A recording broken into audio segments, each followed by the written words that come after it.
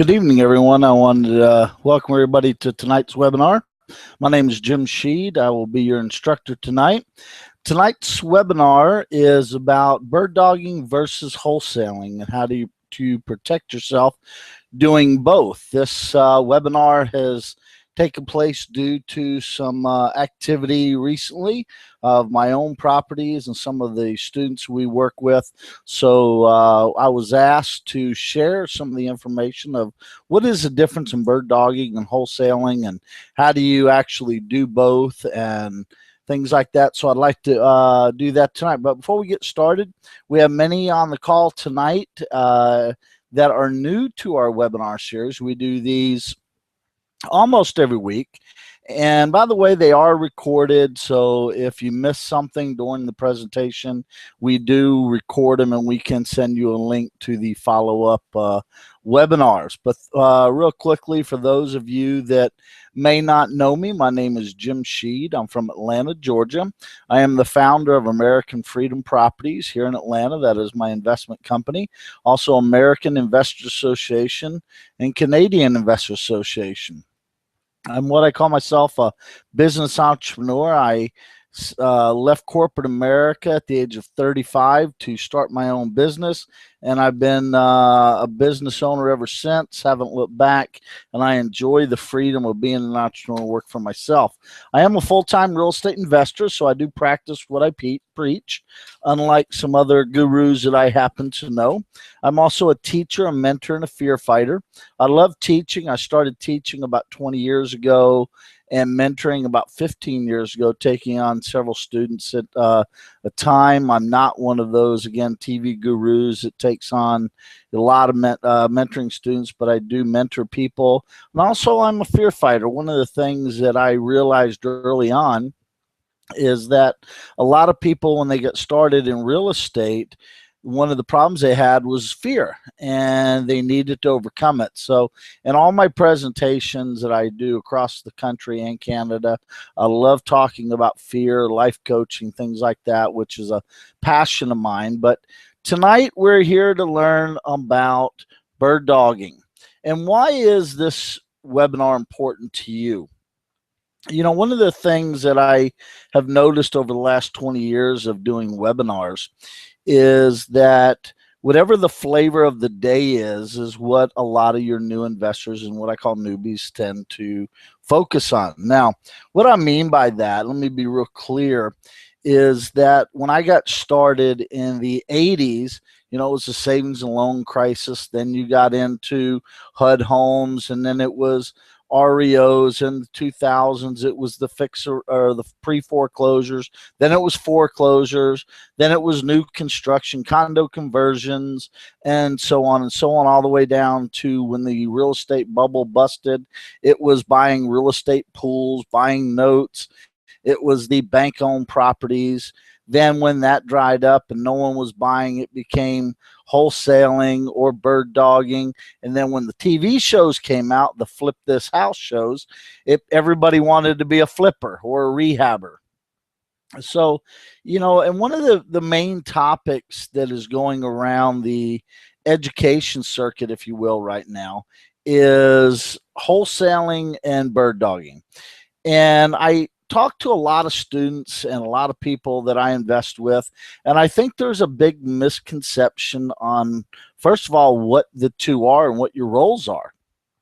I think that, you know, a lot of people go to these seminars or they watch a webinar like mine or other things, and they hear the word wholesaling, you know, money down, and they make it sound really simple. And one of the reasons that they do that is that they want you to buy some book and tape or course or something that they're doing. Now, also real quick, a little housekeeping I meant to mention. For those of you that are on this call now, and if you're planning on only sticking around for the first part because you don't want to stick around for the sale, I do want to let everybody know there will be no selling on this webinar. Almost 100% of the webinars that I do are educational only. They're not designed to sell books and tapes and things like that. Actually, somebody asked me recently, what's my system that I sell? I said, I don't have books and tapes to sell you. So this is strictly information. Also, I forgot to mention, if you have any questions, this webinar is a interactive type of webinar where we allow people to ask questions and things like that, make comments. So if you notice on your webinar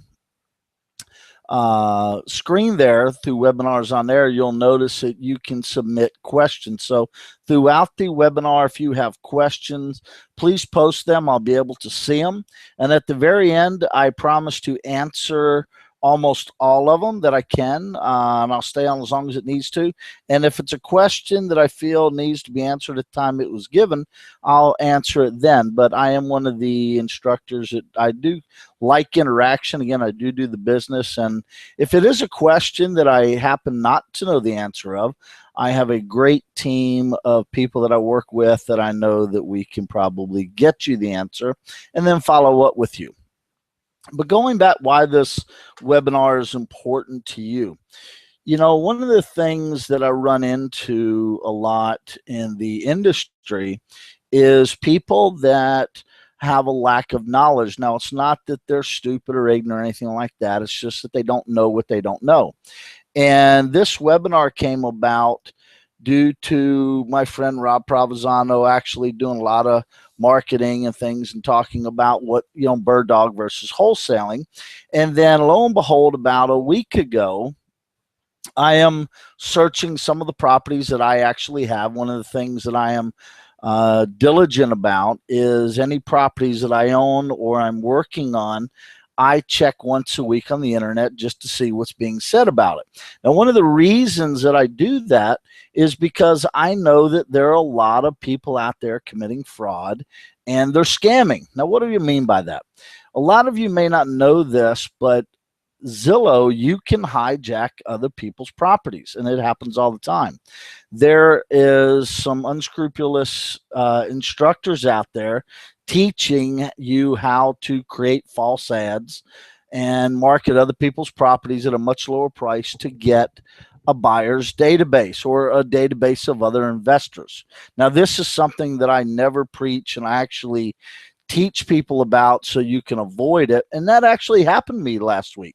I was sitting at my computer, and I'm going through my list of properties that I manage and own and work with other investors. And I come across one of my properties that I notice is for sale. And I go, wow, that's very interesting because I own it and I know that I have not sold this property. And then I noticed that a property across the street, same thing, for sale. And so I looked on the Zillow ad, is where I found it, because one of the first things I always do, and I have taught this in other webinars, is that you just Google the address to see what comes up. You know, I love Google. Everybody uses it, so that's why I use it. So I just type in the address in Google and see what comes up. Now, normally the first ad that's going to come up is Zillow, of course, which I'm going to show you tonight. Well, I pulled up the Zillow ad and it said property for sale. Then I found a Postlets ad and I found all types of marketing of a property that I own. And actually, I sold this property as a wholesaler to another investor this year. So technically, I really don't own it yet, but I am managing it for the investor. And this property was purchased over a year ago. So I'm wondering how it is. So first thing I normally do is I call Rob and I say, Rob, what are you doing? You know, a lot of you know that Rob Provenzano works with me and he's mentoring with me right now and does a lot of property. So one of the things that I happen to notice that, I thought, well, first thing I thought about was maybe he or somebody else is marketing it for some reason. Now, the next thing is I found out that actually it was being marketed by someone else. So I started doing my research and I discovered who it was that was marketing it and how it all transpired. So I'm going to teach you tonight how that happened, how to avoid it, and how to look for your properties and not have happen to what happened to me, because it could very easily happen to you. So the first thing is that I want to talk about what is the difference between a bird dog and a wholesaler. Now, a lot of people don't like to be called bird dogs. So, but it is a term that is used in the industry. A lot of your seminars and gurus tell you to call yourself wholesalers. So let's look at the two. Because I'll be honest with you, there's no offense to a bird dog. I actually bird dog, even though I'm a wholesaler, but I also do wholesaling. So what is the definition? Well, Webster says, one, a bird dog is one of any various breeds of dogs trained to hunt or retrieve birds. Now, many of you, if you're like me from the South and you do any bird hunting, and I'm not a bird hunter, but I have a lot of friends that do, they always train a Labrador Retriever, one of the best hunting dogs that I know of.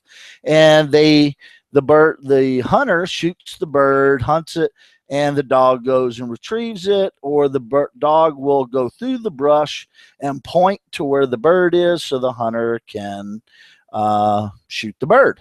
That is what a bird dog is.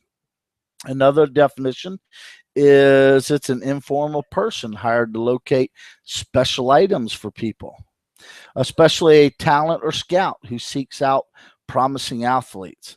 Or there's the slang, which I actually found this interesting on Webster Dictionary that it said this. The slang is it's a person who steals another person's date. So I'm not quite sure where that bird dog term came in, but that is what my research did find. Now, I also looked up Investopedia online, and I looked to see what other people were saying were bird dogs. Now, Investopedia is a website that talks about investors, things like that. And it says real estate investing term that refers to someone who spends their time trying to locate properties with substantial investment potential. Usually the intent is to find the properties that are distressed and selling at a discount that can be repaired or remodeled and or sold for a sizable profit, which as a real estate investor, bird dog, that you kind of, the definition is true. The bird dog is the person that goes out, finds the good deals. They're the one that point the wholesalers and other investors in the direction of good properties, and the bird dog makes a commission. Now, let's look at a wholesaler. Wholesaler, according to Webster again, is a merchant or a middleman who sells chiefly to retailers, other merchants, industrials, mainly to resell or a business use.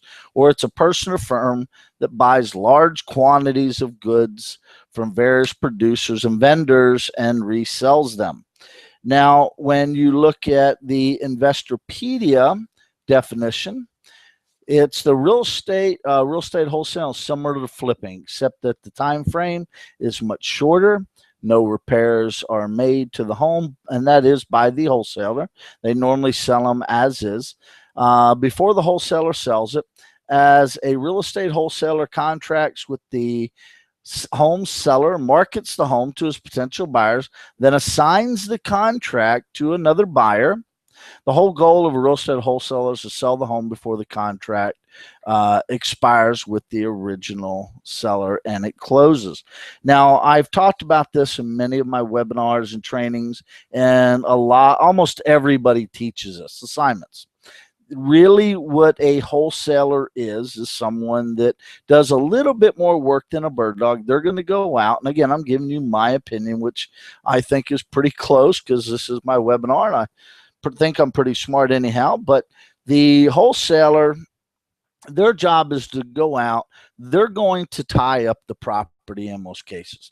They're going to be the one on the contract. The bird dog normally is not on the contract. They're just going to give it over to a wholesaler that will pay them a fee. Now, the wholesaler, they're going to have to come up with a real estate contract, terms, stipulations, all that. Typically, it's anywhere from 2 weeks to 30 days that they have to market it. Now, the goal is that the wholesaler will assign it over to someone else that is ready to buy it for cash. Now, to do that, most wholesalers like bird dogs have to have people on their power team to work with them. And, you know, so let's look at that for a second. Let's look at building an organization. You know, I put together a little chart of typically how a bird dog or a wholesaler works. So a bird dog and a wholesaler, they really build their organization or their business pretty much the same. Each of them are going to look for buyers and they're going to look for sellers.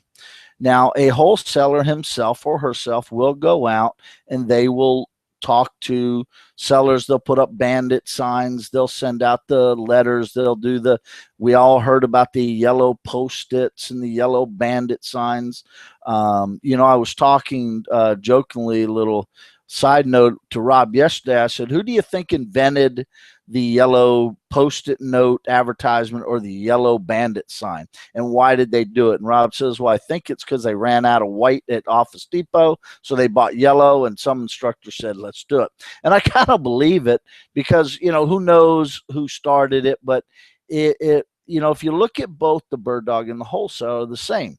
Their job is to, as the bird dog, is to find other investors or wholesalers to take over their properties, and now and actually market them for them. Now, the next thing is, when you look at your commissions, the bird dog in most cases is only going to make 500 to 1,000 to 2,000 per transaction.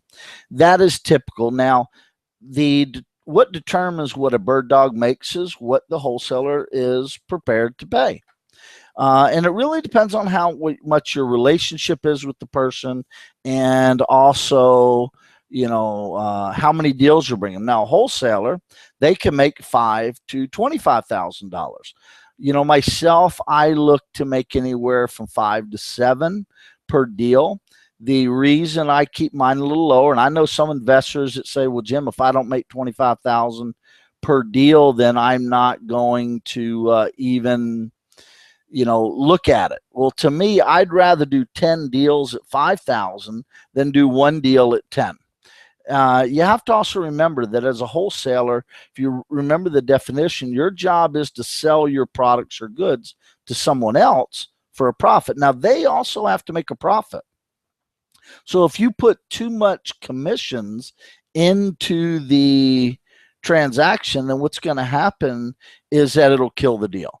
I've seen that happen time and time again, where, you know, someone will send me a real estate transaction and I'll run the numbers, and the first thing I'm going to do, like most, is I'm going to Google the property. I'm going to do my research, which is something I'm going to teach you tonight.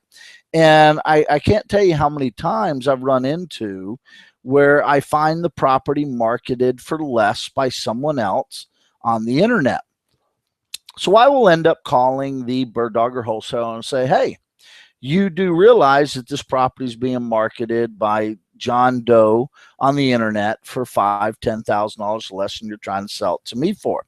And almost every time the answer that I will get is this: well, you know, I have to make money, which is true. You really do. I have no problem with that.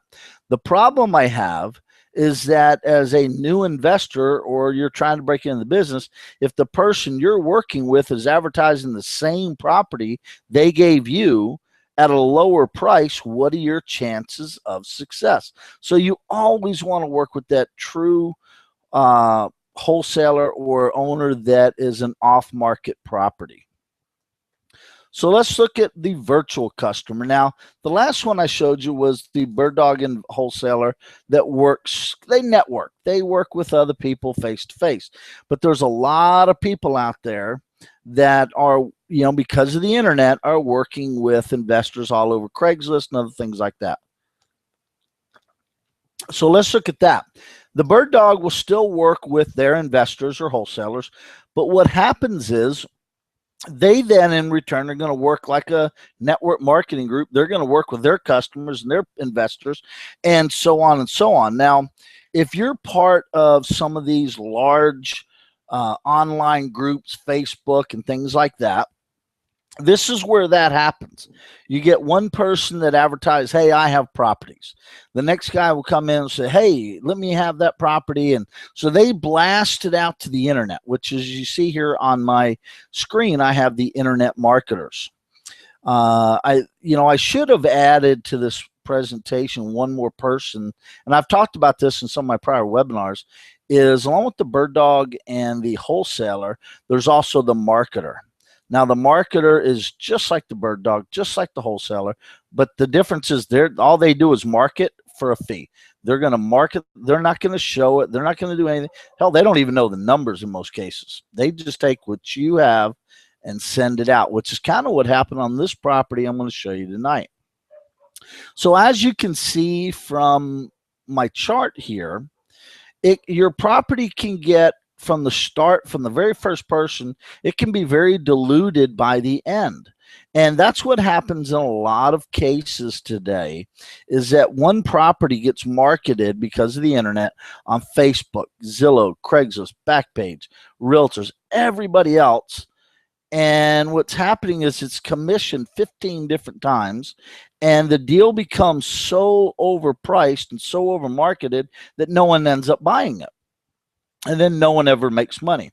The key, in my opinion, is to, whether you're a bird dog or a wholesaler or a marketer, is to first find the end user. Find the person that actually owns the property, negotiate a deal, build a buyer's database, if you're going to be a bird dog or a wholesaler, of someone that will take over your property for cash. So look for those cash buyers. Let those investors then, once it's closed, mark it up and sell it retail. If you find those kind of investors, you typically will do much better. Now, how does a bird dog or wholesaler acquire their leads? So before we get into the actual transaction and the marketing, I wanted to touch base on just some of the ways that people are finding properties. First, networking. You know, your local RIAs, we all know what they are. The Atlanta RIA, the Charleston RIA, all the RIAs that there may be out there. Now, they're good, but a lot of times, you got to be active to make that group good. So if you're part of a RIA, I recommend that you participate, you support your RIA, and they're a great place to get some good information and knowledge and network with seasoned investors in your local community. Real estate clubs, the Chamber of Commerce after hours meetings, you get to meet realtors there. Things like that. Other seminars. I know a lot of you on this call are seminar junkies. I know your names. I don't mean that with offense, but it's true. A lot of people go to seminars to network, and they say they go for education. Sometimes I think they just don't have friends, and I don't mean any disrespect there, because I made a lot of my friends through the seminar business. So maybe I'm one of those same people because I went to them. Another is the internet. A lot of people are using Craigslist, Kijiji, Backpage, Postlets, and the list goes on and on for the internet. I mean, right now, one of the big things is the Facebook groups, the networking groups. Now, the problem I have, and I just want to give you my opinion, and it may make some people upset, but my personal opinion on the Facebook groups, and I have a couple of myself, is that they're really not that effective. And here's why. Because most of them are, the we buy houses, we sell houses websites and Facebook pages are just full of other people trying to sell. There's no one really buying. Now, see, my philosophy on business is that I'd rather work with buyers than sellers, because I can find something to buy. It's just like Walmart. You look at Walmart, any vendor would love to get into Walmart. What Walmart needs to concentrate on is, how do I get people into my stores? You need to think of the same thing. So if you're surrounding yourself with other people doing the same thing as you, and your business isn't where it needs to be, maybe your internet marketing needs to change to attract people that are actually going to pay you to do business. Another, the bandit signs. The we buy houses called Bubba signs. We all seen them. Now, there's a lot of controversy over bandit signs. If you ask 10 people, 5 are going to say they love them, 5 are going to say they hate them. Me personally, I've never done a bandit sign. I have some friends that do bandit signs and they work great for them. Now, one of the reasons I personally don't do bandit signs is that, just like many of you in my local community and area here in Atlanta, if I put out bandit signs, I am going to get a fine. And as a matter of fact, they won't have a problem finding me because my phone number will be on that sign and they'll know just who to call to send the fine to. But if you're in some of the rural areas, some of the areas, bandit signs are effective. But, you know, again, as many of you on the call have learned from me over the years, I like to do what everybody else isn't doing. So if, you know, everybody else is in Atlanta here where I'm at, and I'm sure they may be doing this in your community, they're all putting up the signs on every bill or every telephone pole. We buy houses, we buy junk cars, we buy something. Excuse me. And I think that everybody kind of gets tired of seeing them, so they don't call.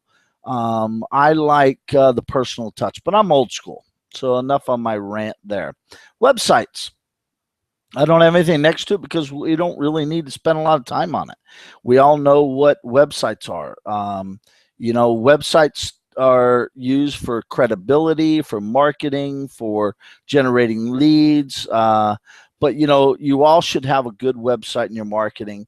Another way that you acquire leads is other investors and what I call wannabe investors. Now, what I mean by a wannabe investor, that is that person that is thinking about getting into real estate but has a little bit of fear. They want to get their feet a little wet with a seasoned investor before they jump in the pool full board. Now, I love the wannabe investor.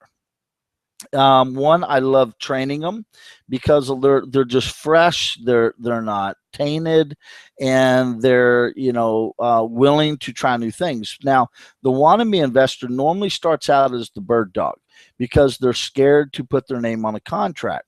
So, what is a good source of leads is taking your new investors, your wannabe investors that you meet at the local RIAs, your real estate clubs, other places, and work with them. Train them how to be a good investor, and they will bring you a lot of leads. You know, one of the things that I'm not going to talk about tonight, but I do preach that if you want to be successful, you must do 4 things. And one is you got to learn to listen. 2, you must help other or solve problems. 3, you must help other people. And 4, don't make what you do about the money. Too many investors today are not willing to help the newbie or wannabe investor because they don't see any money in it. I personally like working with that new investor because they'll work harder to bring you deals and they're hungry to make money. So don't leave out the wannabe investor as someone to network with. Then you have what I call dialing for dollars. Now, on all my webinars, I've talked about this, and driving for dollars we'll talk about in a second. But I recommend each of you on this call, and I recommend this all the time. Some do it, some don't. You don't have to, it's not homework, but I would recommend you do this, is just pick up your local newspaper, Sunday paper, or Craigslist ad, or Kijiji ad, or something like that, and just sit for about 2 hours each weekend or one day a week, whatever time fits for you, and make live phone calls. Now, make those live phone calls of properties that are for sale. And the easiest way of doing that is just say, hello, I seen your ad in the newspaper. Hello, I seen your ad on Craigslist, Kijiji, whatever, about the property for sale. Can you tell me about it? Now, the reason I tell you to do that for the biggest thing is not really to make money or do deals. I know that sounds kind of weird, but the reason I tell people to do that is to practice how to talk to other sellers, other whether it be the FSBO, the investor, the realtor. You'll all overcome your fear by doing that. Now, one of the things that some people teach is driving for dollars. I teach it. It's been taught for years. Now, that is dialing for dollars, one of the things that I like to do the most. I'm old school. When I started, you had to get in your car and knock on doors. You actually had to send postcards. You had to do direct mail. There was no internet. Now, I love doing dialing for dollars. As a matter of fact, if anyone, little plug here, this coming weekend, I will be in Charleston, South Carolina for the speaking with the Charleston RIA and the North American RIA. There is a Keys to Cash Flow training. I will be a guest speaker, trainer, co-speaking with Robert Woodruff of North America RIA, and we'll be doing live dialing for dollars at the training. Like many of you know that have been to my trainings, I love picking up the phone. You bring me leads and do this. Now, you should do that. So a little plug for that. If some of you are in South Carolina and you're on this call, I'm giving away tickets to that for free. So you're more than welcome to come to the event. It will be at the Embassy Suites in Charleston at the airport at the convention center. And if you're interested, you can private message me through Facebook something, and I'll send you a registration link to that. So again, I said I wasn't going to sell. That is a free training, so it's technically not selling. So driving for dollars, let's get back to that. One of the things that I recommend a lot of you to do is, just like dialing for dollars, get in your car and drive looking for that boarded up house. You know, look for the house that's got grass growing up, things like that. Now, I like to do it on Saturdays and Sundays. Now, when I do it, I like to get out of my truck. I drive a truck because I'm from Atlanta, Georgia. That's part of the rule. If you're from Canada, you're driving a car, and it's usually got snow tires on it. But with the driving for dollars, the reason I like to do Saturdays and Sundays is because most of the neighbors are home. Now, what I will do is I will pull up to the driveway of a vacant house, and I will just peep in the windows. Now, I always make sure it's the front windows. Don't go around to the back and all that, because typically you might get shot in some neighborhoods. But I do the front windows, because here's what usually happens. People will be watching. They'll be out cutting the grass, things like that, and they're going to see you pull up. They're going to be interested. They're going to be watching you. Now, what I will do, as soon as I see someone out in the neighborhood, I will just drive up or walk up to them and say, hey, I noticed this house seemed empty. I'm an investor. Do you know anything about it? I'd be interested in buying it. Now, one of the things that anybody that does this will tell you is that it's a wealth of information comes from your neighbors. And they'll tell you everything about the house. Now, one of the things I always do when I take my students out for driving for dollars, I just recently did this with Dave Duguay from Canada and Rob from Canada, Rob Provenzano. I will just show them how to stop and just talk to the neighbors and just go, hey, I'm interested in buying in the area. They'll tell you about all the vacant houses. They'll tell you about the sellers, everybody else. That is a great source for leads. Now, I'm going to show you real quickly a short little video, and the volume probably isn't going to work, but it gives you an idea of what driving for dollars kind of is. You know, here you'll see, and again, the volume isn't going to work. This is a video that Rob was doing while we were out doing a mentoring session in Atlanta. But you'll notice how, you know, driving for dollars, you're just going down the street, seeing what the house looks like. You're looking for the boarded up houses, the ones that, you know, look like they're distressed, kind of like this one you see right here. Those are the ones that you want to look for. Now, what you're going to do with those is once you find them, you're going to end up doing the research, which I'm going to show you now. So, you know, let's look at how a deal gets started. So, you know, now that we've kind of gone over a little bit about what is a bird dog and what is a wholesaler and driving for dollars, how do most of your deals get started? Well, normally they get started with a sign like this: we buy houses for cash fast. You know, it's some type of marketing that you have done. But one of the things that I want to bring up, which is what this webinar was about, is how to protect yourself when marketing. Because again, you don't know if the property, a lot of times, if the property that you or some of your fellow marketers are the property you're marketing is actually the right seller, and are you committing fraud? And this is what's happening across the US and Canada. And I you know, hate to say it, but there are a lot of people that are putting signs in bank-owned properties. They're putting signs in vacant houses that they know no one's been selling or using.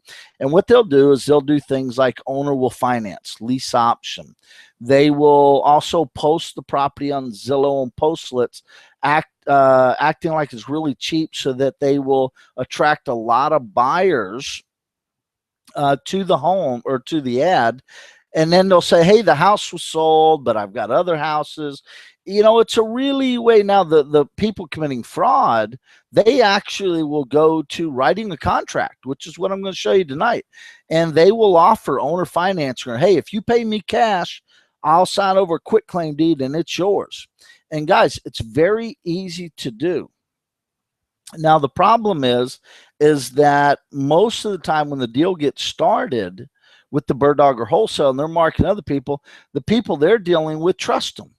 So if you are the very first contact of that deal, you need to do your due diligence to make sure that anybody else that you're dealing with is on the up and up.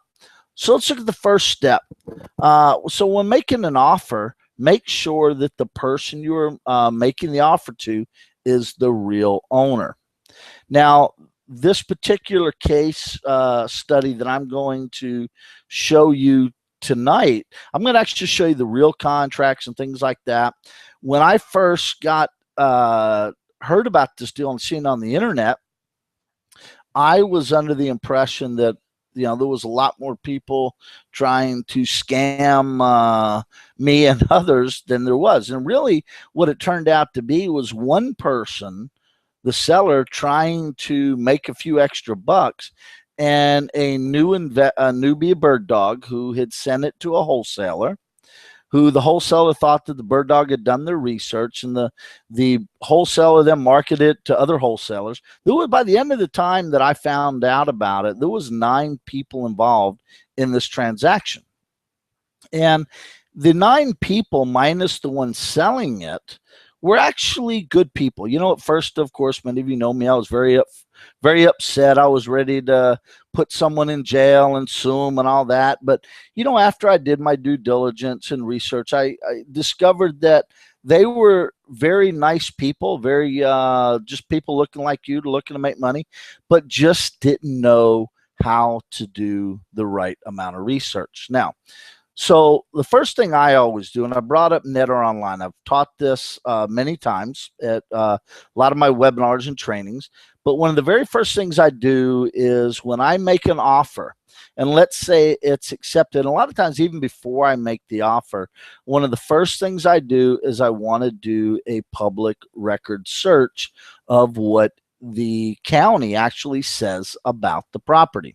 Now, you can do this many different ways. I know a lot of you subscribe to websites and all that. We're not here tonight for that.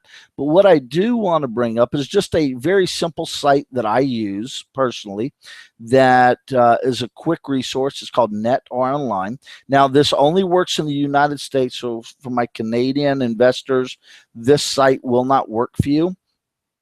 But if you'll notice where I've circled public records online, if you click on that, it will bring you to a map of the United States. Now, if you notice on the screenshot, you'll see a button that says Property Data Store. Netter Online does sell information about properties to people doing research. Now, the way I'm going to show you is the free way. So you can pay or you can get it free. I've been teaching this for years. Netter Online finds out, they're probably going to get mad and ask me not to teach it anymore.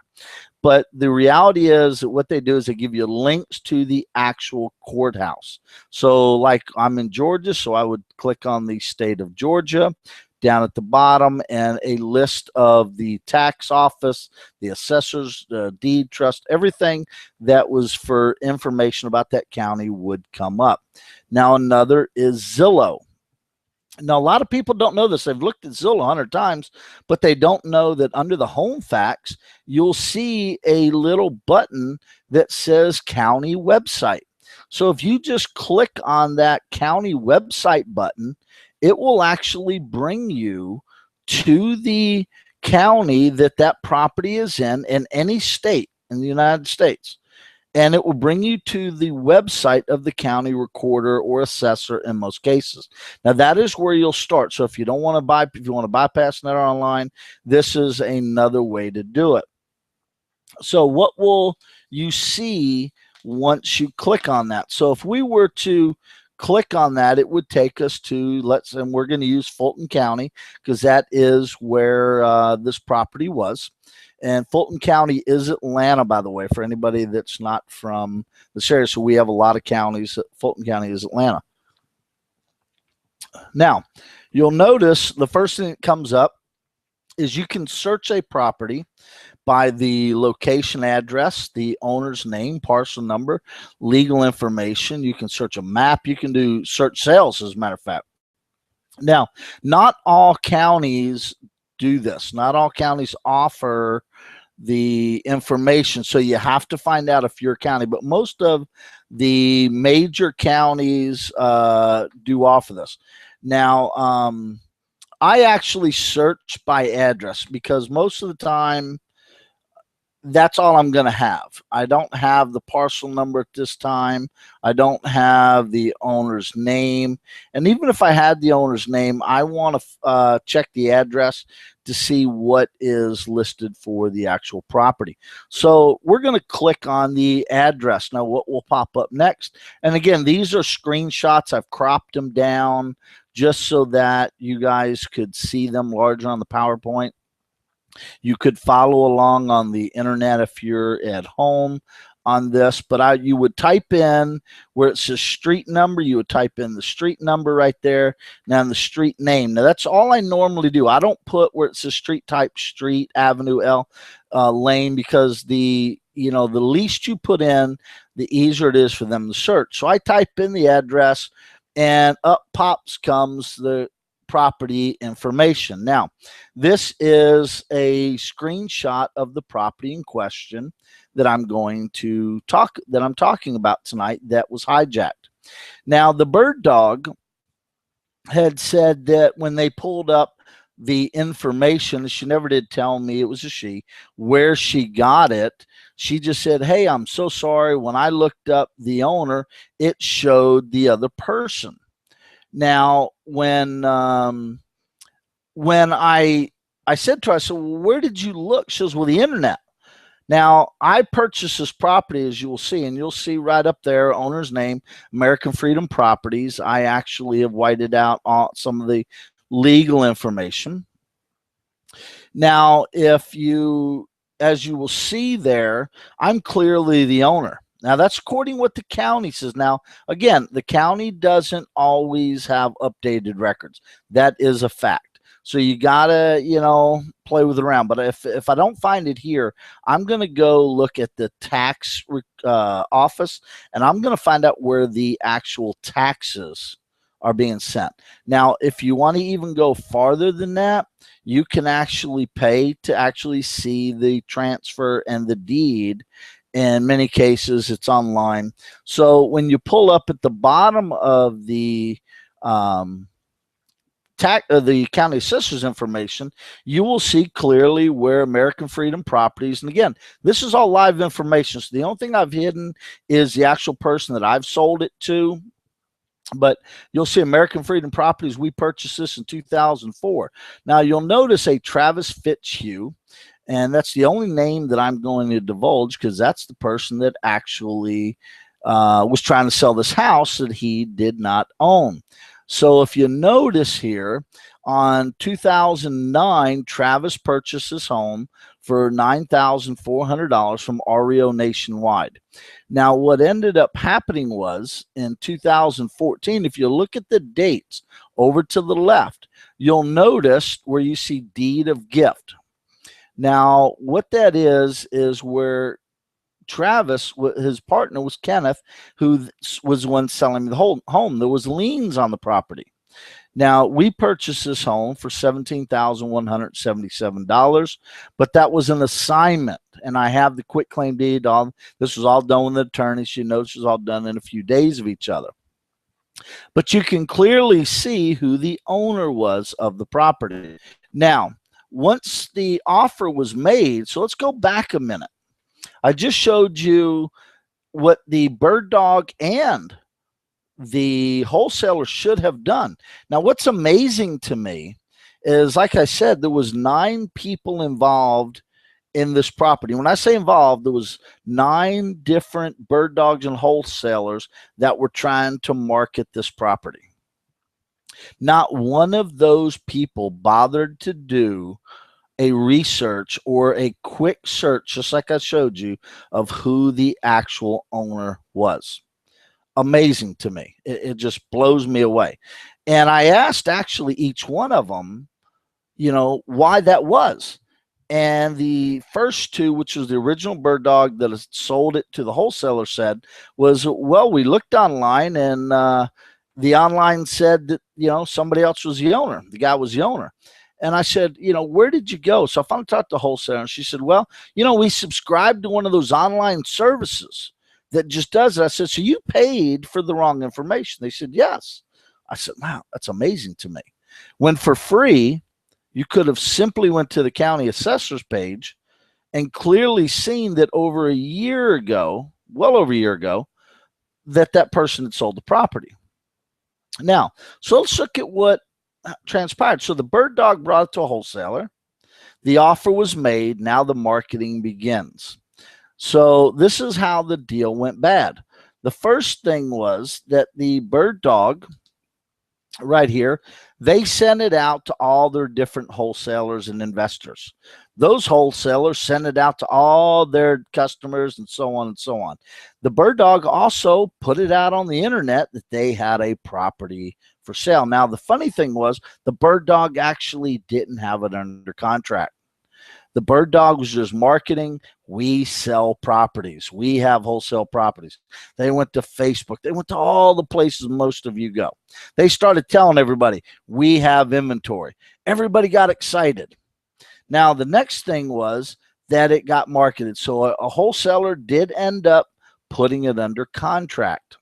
Then the wholesaler wholesaled it out to someone else, and it started to be marketed. So as you'll see here, this is the actual ad of the property. Now, you know, again, what I find interesting, this is the actual Zillow ad that I found. This property is for sale cheap. First 15,000 takes the property. The home is an investor special, needs rehab. The home has an ARV of 95,000. Seller is motivated to sell. Called Daryl, and I've actually hid his last name for information. I've hid his phone number. Now, if you notice where I circled it says sold for $25,000 on 2/12/15.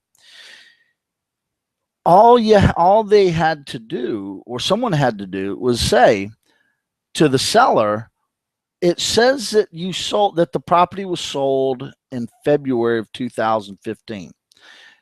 Did you buy it in 2015, or what's the deal there? Because as you clearly see, it was sold for $25,000 just a few months ago. Now, who would sell it for 15? That should have been your red flag. Now, one of the things that, you know, you want to be careful of is the red flags. This is something that very few people do. They just go, hey, that's a great deal. It was sold for 25. Must be a motivated seller. Let me hurry up and spend that 15,000. Now, let me show you the ad that I actually put up. So now what happened was they had actually hijacked this property by posting it on Postlets. Now, here's one of the things I'm going to let you know is that many of you don't know this, but you need to do a Zillow account. You can sign up with Zillow account. Once you purchase a property, you need to go into Zillow, to your account, and it will say at the top of the Zillow ad, update my estimate. So if you notice under the Zillow estimate, it says update my Zestimate. That's what it says. Now, if no one else has ever claimed that home, you will click on it and you will be the one that claim it. So no one else can market it. Now, if someone else is out there changing it through Postlets or something, it will then be posted the information of Zillow. Then you'll be notified that someone has changed the listing. So it's very important that you do that. Very few people know that. Now, the other thing that very few people know is that Zillow only reports what is being said. So by updating your Zestimate, what a lot of you don't know is that if you can go and put in the correct facts about the house, and it will actually raise the Zestimate value of that property. And that's also a way that people do that, which is probably a whole nother training I should do, and how people create their own Zestimate, which I could show you how to do. If it's something you want to learn, I guess I could teach it if you put into the comments to me on Facebook or message me that you want to learn it. But, you know, you can raise that. So if your Zestimate's low, guys, you can go in and change that and raise it tremendously. Because a lot of people look at Zillow as the God's rule. Now, you'll notice I went in and I took the property back over and I put that, hey, anybody trying to sell this property or dealing with it is committing fraud because the property is not for sale. So let's go back to the paper trail. I wanted to show you just how this transpired. Now, again, I took out all the names other than the person that was the old owner trying to sell the house. Now, what you will see, which is amazing, again, you know, I have to say this. Rob Provenzano, who many of you know on this call, is a dear friend of mine, and he also helps me with a lot of marketing. And he does a lot more Facebooking and LinkedIn than all that I do. So when I said I was going to do the webinar, he had actually posted some of this information on the chat rooms and some of the groups about you could actually go to jail for marketing something wrong. And it was amazing to me how many people came back and attacked him saying, oh, Rob, you're wrong. You can't go to jail. You can't get fined. You can't get in trouble. But guys, here's what I'm going to tell you. If you sign a purchase and sales agreement that is false and you are trying to do a transaction that is fraud, last time I checked, you could possibly go to jail for that or be fined or sued or so on and so on. And if anything, lose your reputation. So for all of those that argued with you, Rob, buddy, I just showed them how they can get in trouble. Now you'll notice here, this is an actual copy of the purchase agreement. What the seller did, or the one wholesaler did for me, was send me the documentation for my attorney to review.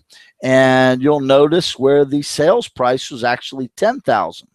So the reason that the Zillow ad said 15 is because the bird dog was trying to mark it up. So if you'll notice, it says, you know, and what amazes me even more is that the person, Mr. Travis here, he knew he sold this home, but he clearly signed a contract saying that the title would be looked at and there would be a warranty deed on it. So I'm not quite sure what he was thinking.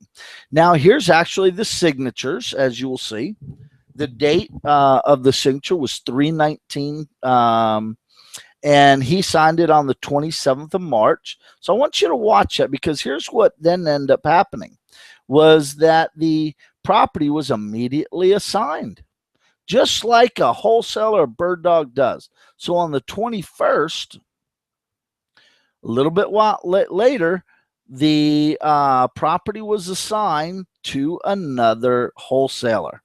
That was the Daryl person that was marketing it. Now, I've hidden out his last name. Met him. Seems like a nice guy. Again, he just didn't know that the wrong people were selling the property. And, you know, we've worked that out.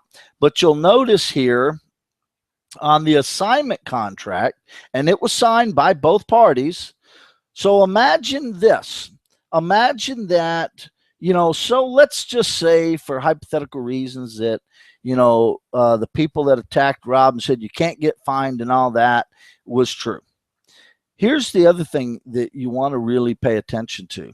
What if, don't most assignments and purchase agreements come with a down payment? Don't they come with some type of deposit? So let's say you put up 500,000, couple thousand, who knows? What are the chances are you will get that back once someone finds out this deal is fraud? You're the least you're out a couple $1,000s. Now let's continue. As you see this, I'm not don't have time tonight. We're almost at an hour, but one of the things that I always teach is what I call the 10 steps of a deal. I'm actually creating a program on that right now. Over the years, everybody's told me I need to do that, so I'm going to record this. But of course, you do your research, your marketing, you make contact with the potential buyer or seller. You do your preliminary information. Now, again, this is the part before we make our offer. We do some preliminary information. I recommend all of you, part of your preliminary information, if John Doe says he's the seller of the property, before you make your offer, you just do a quick county search and say, is John Doe listed as the seller? Or here's what you simply do. Mr. John Doe, are you the seller or representing the seller? Do you have an interest in this property? Then once the offer's made, we go to contract, which you've seen. Now, if you're the one that is buying the assignment, if you're the one that's on the assignment contract, you should do your own due diligence, guys. Now, due diligence, a lot of you think is just, well, I need to do the inspection. I need to do those kind of things. The first due diligence I do is the property owned by the person I am dealing with. It's the very first thing I do before I worry about the roof leaking. That is all of yours job. So I wanted to show tonight just how, by doing lack of due diligence, you can lose money, possibly be fined, possibly worse, go to jail. I mean, even if you're unknown that the fraud was committed, imagine if you had gave the person money and thought you owned it, and you start rehabbing the house. And then all of a sudden I show up and go, hey, what happened? What are you doing? I'm rehabbing your house. I'm rehabbing my house. No, I own it. And then you just found out you did all that work for nothing. So how did the story end? I know before we get to questions, one of the things everybody asks us, so how did it end? Well, it ended like this. I ended up, it took me literally only about 1 day to track down all the people involved. And like I said, I want to be clear that the bird dog and the wholesaler and Daryl and the other people that were involved in marketing it were actually good people on the up and up. They weren't trying to commit fraud.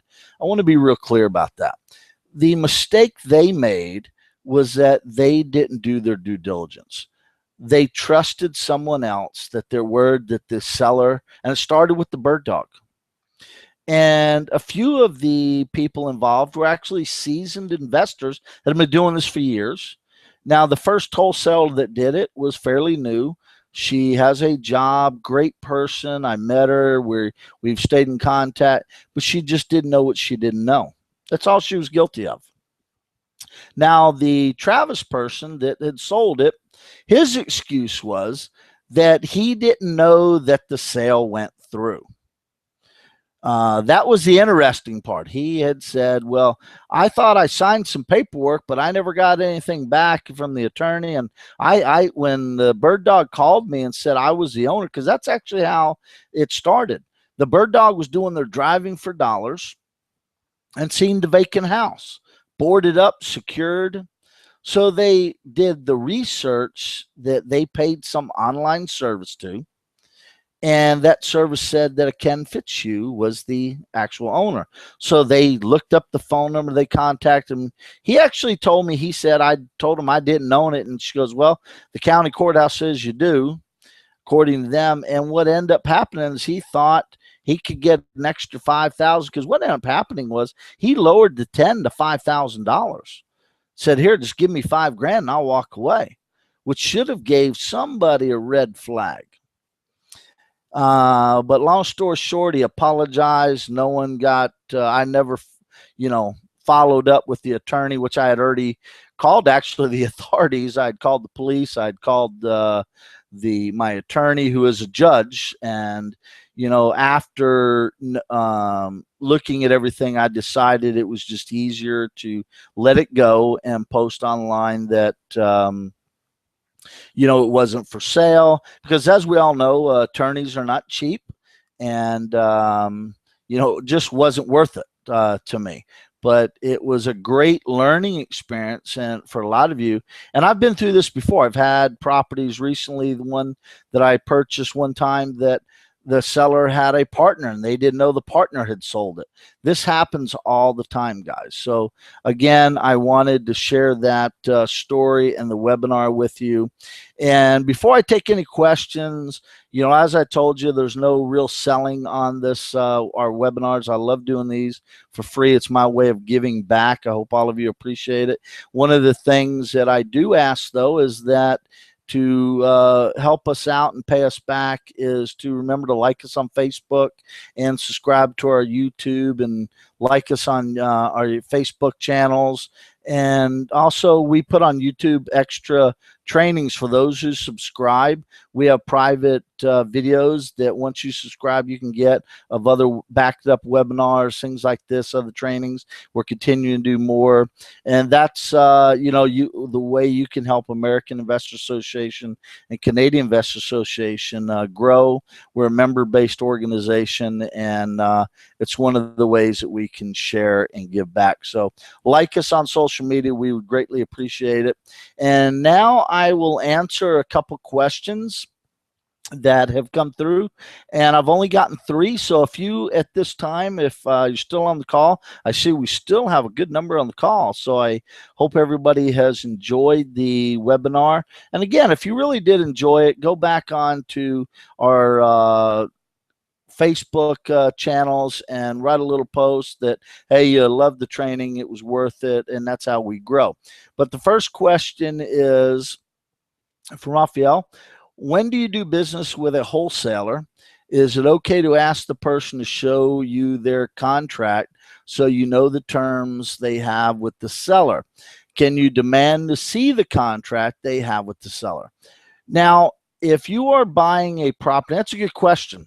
And the answer is yes and yes. So if you're working with a wholesaler and you're going to take over the assignment, they must show you the contract they have with the seller. Because remember, as the assignment contract with the wholesaler, you are taking on, you basically are saying that I'm taking on the responsibility of everything that contract says. So part of your assignment contract will say that, and they will submit it. Now, the other thing is, if you're working with a wholesaler that is the actual owner, because a lot of wholesalers actually take title to the property. I do that, because a lot of the properties that you get under for your portfolio, you may you may not sell it before the contract expires, so you end up buying it.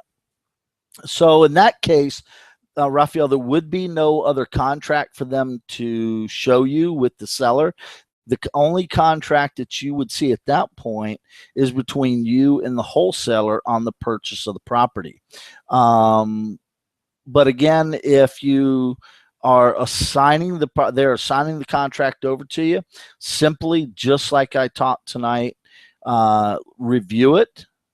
Find out that the seller in the contract with them has given the right to assign the contract. That is important. And that the person on the contract is the actual owner of the property. And lastly, protect yourself by using an attorney. That's what I do. That way, and get a warranty deed. That way, you know that you'll get a good title. Next, Stephen asks, what happens if you don't see the address on the property? Now, I'm going to assume that question came during the Zillow part. So if you type into Google or Zillow, or actually I think it came up when I was talking about the county research, if you don't see the property address, that can happen. It typically means that you've typed in the street wrong, or they have listed it different. Give you an example, McDaniel Street in Atlanta. Most people would spell it MCD, so with it all one word, but the city of Atlanta has listed as MC dash and then the word Daniel. So that can happen. And if you shorten it up, you do those researches, then you want to ask yourself, is the property real? Another question is there a proper way to market a lead instead of an actual market to a lead instead of an actual property, such as I have a friend who is who has a wholesale I'm not sure the question. I have a friend who a wholesale property. I'm going to assume your question, Peggy, is you have a friend who is a wholesaler or has wholesale properties. Yeah, you can market for leads for buyers and and sellers. I'm starting to do more Facebook marketing, YouTube marketing myself.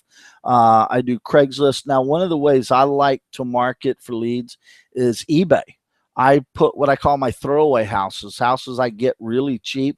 If I buy a bulk or I have a wholesaler that wants to just give one away, I'll put it on Facebook or eBay just to get the leads, but I'll put my website and things like that out there and put it out there for people to see and generate leads. Or just, the I buy houses, things like that. Another great source of generating and marketing for a lead is putting your website or things like that together and putting the, sign up for my free report, my free news report, things like that. They're called squeeze pages. A lot of people do those. I don't do a lot of Facebook marketing. I try and generate leads through there, but not through the paid ads. I'm starting to test out the YouTube, finding there's a lot of work to that. But, that is one way. But, the best way I find of marketing is just word of mouth. And Craigslist. Rob, I know, does LinkedIn a lot. I don't have time for LinkedIn, but some people do that. Just getting the word out. Next is a question. How do you approach properties that are with a realtor company? That's a good question. Me personally, I treat it just as if it was a wholesaler investor. One of the next webinars we're going to be doing is how investors and realtors can work together to profit. Now, you got to think about it. The realtor is there to make money just like a bird dog or a wholesaler. They're just marketing the property, and the seller has chosen to go the realtor way. Now, as many of you know that have been with me before, I work with realtors on almost all my transactions. I love my realtors I work with. They do a great job for me. I let them present the offers, especially if I'm working with the bank. They make the commissions. I love paying commissions to people. I look at it this way, that if I'm paying a commission, I'm making money. If I'm not paying commissions, then I'm not. But realtors have a great resource available to them on the MLS and other things. They're great at marketing. They also have some pocket deals. But I would approach a realtor company the same way I would a bird dog or anyone else. So Stephen came back and asked me about the property address. I was referring to the properties that don't have a mailbox. Now that's a good question. Now, Stephen, what I do, and this goes back to driving for dollars and using NetR Online. If you go to the NetR Online or the county records, just like I showed you, if you go back and where you notice where we were at the county courthouse part, it had a little button that said map. Now what that does is bring up the map of the area. So what I will do is, as I'm driving down the street, I will see a house that has no number on it, no mailbox, nothing, and I will look to see if the house next door has a number. So it might be Maple Street, and the house next door is 1285 Maple Street. I'll make myself a little note that says property next door to 123 whatever Maple Street, blue house, is vacant. So then I'll go back to the Netter Online or the county courthouse. I'll go up to the map and I will see the plat map and see where that property is, because it's all listed online. And I will pull up the record. I'll hit the actual parcel number and boom, the address will come up, the owner will come up, all the information will come up on it. That is the easiest way. You could also do, I guess, the Google Street Views, but not all properties are on that. And two, it doesn't always show the address. So I go to the parcel map at the county is the easiest way that I find to do it. Okay, guys, I don't see any other questions. So I'm assuming that no one else has any, but if you do and you get those in the next 2 seconds, I'll be more than happy to answer them. Other than that, I hope everybody has enjoyed the presentation tonight of the webinar, and I hope this helps you avoid some potential problems in the future with your own properties. And, you know, as always, as I mentioned a minute ago, we ask that you go to our Facebook and our YouTube channels and participate. And if you have any comments or you want to start a discussion, you can also, we have a real estate group, if you look up on Facebook, called Real Deals. And Rob Provenzano started that, and there's no property sales or marketing. It is strictly for education. It's Real Deals Done Right is, the actual one. You can either post Rob or myself, and we can get that to you. And also, again, for those of you that may be in the South Carolina area, I will be in South Carolina doing a 2-day training this weekend at the Embassy Suites in Airport Convention Center for the North American RIA and Charleston RIA, that group right there. It's called Keys to Cash Flow. Be a 2-day training. We'll have properties, live deals, and a lot of great education. So if you're interested in that, you can private message me, and I'll be more than happy to get you tickets. Other than that, guys, I'd like to thank everybody for being on the call or the webinar. Good night. God bless, and I'll see you on the next webinar.